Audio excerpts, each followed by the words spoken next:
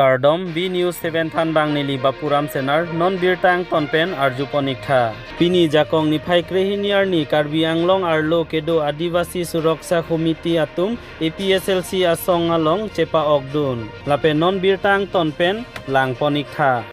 BJP Congress বিভিন্ন দল AJP এইবিলাকক কিন্তু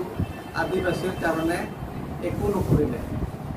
আনকি আমাক যিটো এসটি দিব লাগে তাৰ পৰিৱৰ্তে আমাক বিজেপিয়ে ঠগাই আছে কংগ্ৰেছৰ ঠগালে এই কাৰণে আমি এতিয়া ৰিজনাল পাৰ্টি লোকাল পাৰ্টিক আমি সাপোৰ্ট দিম আদিবাসীসকলে আৰু আমাৰ যি পাবলগীয়া প্ৰাপ্যখিনি তেওঁলোকে পূৰণ কৰিবৰ কাৰণে তেখেতসকলক অনুৰোধ জনাইছোঁ আৰু নিশ্চয় পাম বুলি আশা ৰাখিছোঁ আমি আৰু এদিন নিশ্চয় যদি আমি এই দলটো আমি যদি জিকাব পাৰোঁ বা কিবা কামত ব্যৱহাৰ কৰিব পাৰোঁ নিশ্চয় একদিন আমি ছাকচেছ হ'ম কোন সংগঠনৰ ফালৰ পৰা আপোনালোকে ছাপোৰ্ট দিব আমি আদিবাসী সুৰক্ষা সমিতি নন পলিটিকেল পাৰ্টি হয় আৰু এতিয়া আমি তেওঁলোকক ডিষ্ট্ৰিক্ট কমিটি ডিষ্ট্ৰিক্ট কমিটি আমি মানে এতিয়া APL সাপোৰ্ট দিছে আৰু এইবাৰ তেওঁলোকে ইলেকশ্যনত আমি জিকাবলৈ চেষ্টা কৰিম আৰু আমাৰ প্ৰাপ্যখিনি পাবৰ কাৰণে চেষ্টা কৰিম আপোনালোকে যোগদান কৰিছে যে আহি থকা সময়ত নে আজিৰ পৰা যোগদান কৰিব যোগদান কৰিছোঁ আজিৰ পৰা দেখিলোঁ ষ্টাডি কৰিলোঁ গোটেইখিনি তাৰ পিছতে দেখিলোঁ আমি একোৱেই নাপাওঁ আপোনালোকে আজি ডিফুত যে আহিছিলে কেইজনমান হ'ব ইয়াত ডিফুত আহা আপোনালোকে আমাৰ কমিটিৰ মানুহখিনি আহিছোঁ কমো 11-12 জন আচ্ছা খালি অকল কমিটিৰ মানুহ তেনেকৈ আমি এতিয়া গৈ মিটিং চিটিং কৰিম আৰু আমি এতিয়া অৰ্গেনাইজ কৰিম গোটেই কাৰ্বি আংলং আৰু আমি মানে ছাকচেছ কৰিম আৰু এতিয়া আপুনি ইয়াৰ পৰা গৈখিনি গোটেই ৰাইজক আপোনালোকে মিটিং কৰি আপোনালোকে জনাব যে মানে ৰাইজক জনাব আৰু ৰাইজকো জনাম শাখা কমিটিবিলাক বনাম আৰু জাগা জাগা ইয়াতে ডিষ্ট্ৰিক্টবিলাক আছে পশ্চিম কাৰ্বি আংলং বোকাজান সাব ডিভিজন ডিফু এইবিলাক আমি হাওড়াঘাট এইবিলাক গোটেই ঘূৰিম আমি আৰু যি আদিবাসী লোকসকল আছে আমি তেওঁলোকক অৰ্গেনাইজ কৰি মানে নেক্সট MLA-টো আমি কাৰ্বি আংলঙত জিকিব যোগদান মানে সংগঠনৰ ফালৰ পৰা ছাপোৰ্টটো দিছে ফুল ছাপোৰ্ট আৰু যোগদান বুলি নহয় ফুল ছাপোৰ্ট অলৰেডি কমিটিবিলাক আছে সেই কমিটিবিলাকৰ লগত গোটেই ডিষ্ট্ৰিক্টখনত যৌথভাৱে হয় সেইটোৱে মানে যোগদান কৰাটো বেলেগ আকৌ ছাপোৰ্টটোতো বহুত বেলেগ ন নাই ছাপোৰ্ট নহয় যোগদান আৰু মানে কি ক'ব এইটো বন্দী ক'ব অসমীয়া হয় সেই তাকে ক'লো এটা গোট আৰু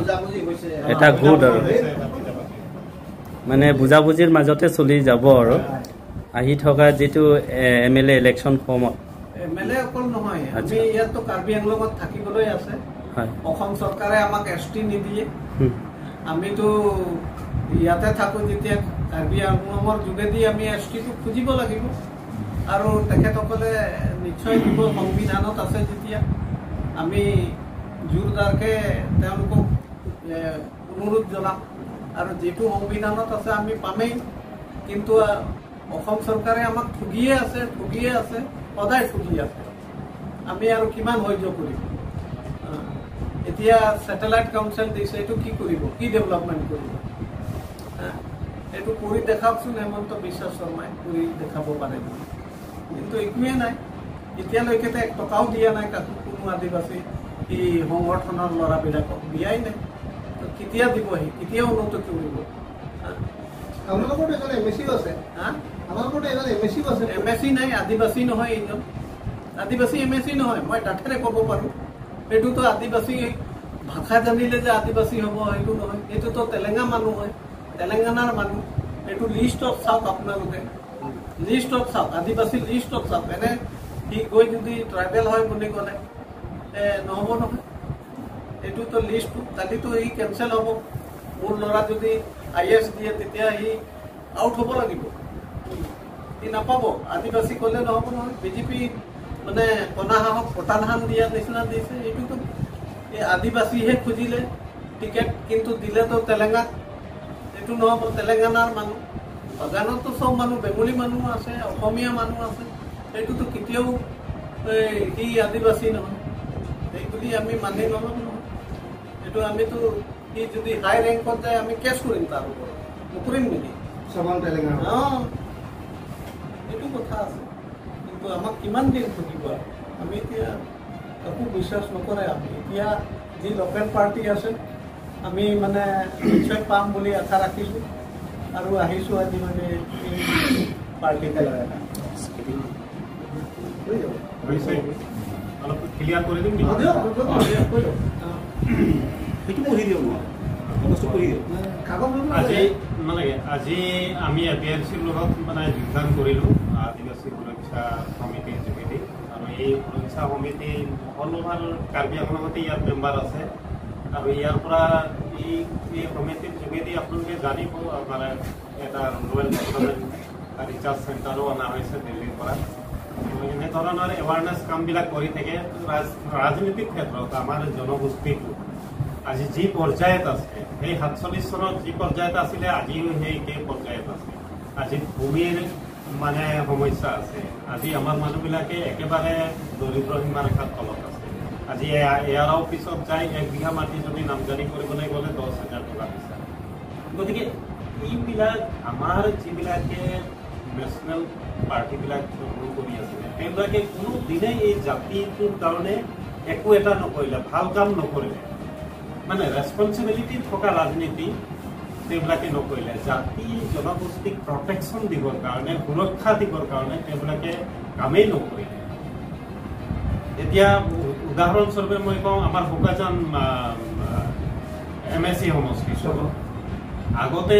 আদিবাসীসকল তাত মেজৰিটি আছিল, এতিয়া ছেকেণ্ডত আহিল। প্ৰটেকশ্যন একো নাই। আমাৰ মাটি বাৰীবিলাক বা অন্য যিবিলাকে অলপ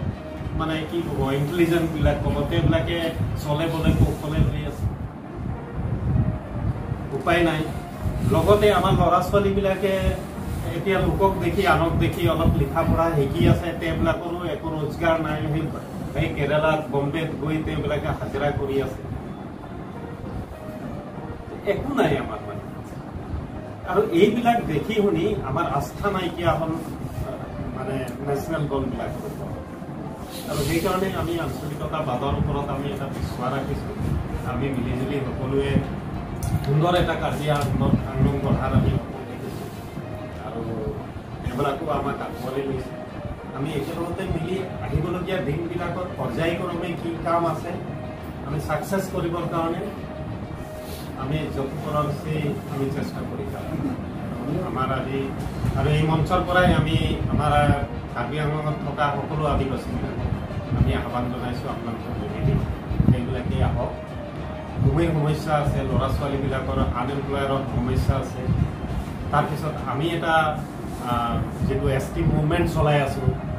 আৰু আমি অনুৰোধ কৰিছোঁ যে ট্ৰাইবেল এৰিয়াৰ পৰাও যাতে আমাৰ যেতিয়া এই কামবিলাক যেতিয়া হ'ব, ছাকচেছফুল হ'ব, তেতিয়াও NOC দিব লাগে আমাক। এনেকুৱা কিছুমান কথা আমাৰ দাবী আমি উত্থাপন কৰিছোঁ, আৰু সেইবিলাকো দিশবোৰ কৰিছে আমাৰ। এই সকলো লক্ষ্যবিলাক আগত ৰাখি আমি কাম কৰি যাম, আৰু এটা ভাল দিন আহিব, সেইটো আমি বিশ্বাস কৰিছোঁ। আদিবাসীবিলাকো আৰ্থিকভাৱেই হওক, সামাজিকভাৱেই হওক বা সাংস্কৃতিক দিশতেই হওক আগবাঢ়ি গৈ